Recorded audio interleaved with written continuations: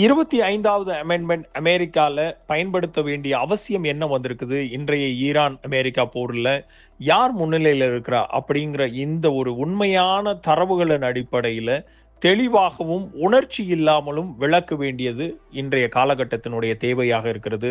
தற்போதைய போர் நிலையில உண்மை நிலை என்ன அப்படின்னு பார்க்கும்போது, போர் முதல்ல எப்படி ஆரம்பமாச்சு அப்படிங்கிறதையும் நம்ம கவனத்தில் எடுத்துக்கொள்ளணும். 2026 பிப்ரவரி 28ஆம் தேதி அன்று அமெரிக்காவும் இஸ்ரேலும் இணைந்து ஈரானில் மிகப்பெரிய ஒரு தாக்குதலை நடத்தினர். இதில் உயர்மட்ட தலைவர்கள், ராணுவ வசதிகள் பல இடங்களில் தாக்கப்பட்டன. அதற்கு பதிலாக ஈரான் பல்வேறு மலிவுகளை ட்ரோன்களை வைத்தும் சூப்பர்சானிக் மிசைலை வைத்தும் தாக்குதல் நடத்தின. இதில் அமெரிக்காவினுடைய பேசஸ் என்று சொல்லப்படக்கூடிய கல்ஃப் நாடுகளில் இருந்த பல்வேறு இடங்கள் சுக்கு நூறாக்கப்பட்டன. இஸ்ரேலினுடைய பல்வேறு இடங்கள் இன்றைய காலகட்டம் வரைக்கும் மிகப்பெரிய ஒரு தாக்குதலுக்கு உள்ளாக்கப்படுகின்றன. இதில் ஒரு நேரடி பிராந்திய போராக, ரீஜனல் வாராக மாறிவிட்டது அப்படிங்கிறத நம்ம சொல்லணும்.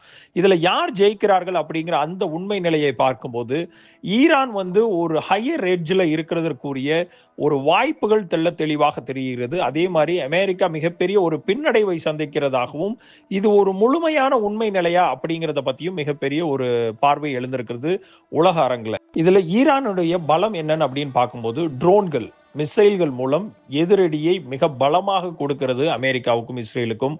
இரண்டாவதாக ஹார்மோஸ் ஸ்ட்ரெய்ட் மீது மிகப்பெரிய ஒரு கட்டுப்பாடை விதித்து உலக எண்ணெய் வர்த்தகத்தை மிகப்பெரிய ஒரு பாதிப்புக்குள்ளாக்கி இருக்கிறது. இரண்டாவதாக அமெரிக்கா மற்றும் கூட்டணி நாடுகளுக்கு மிகப்பெரிய ஒரு அழுத்தத்தை கொடுக்கிறது.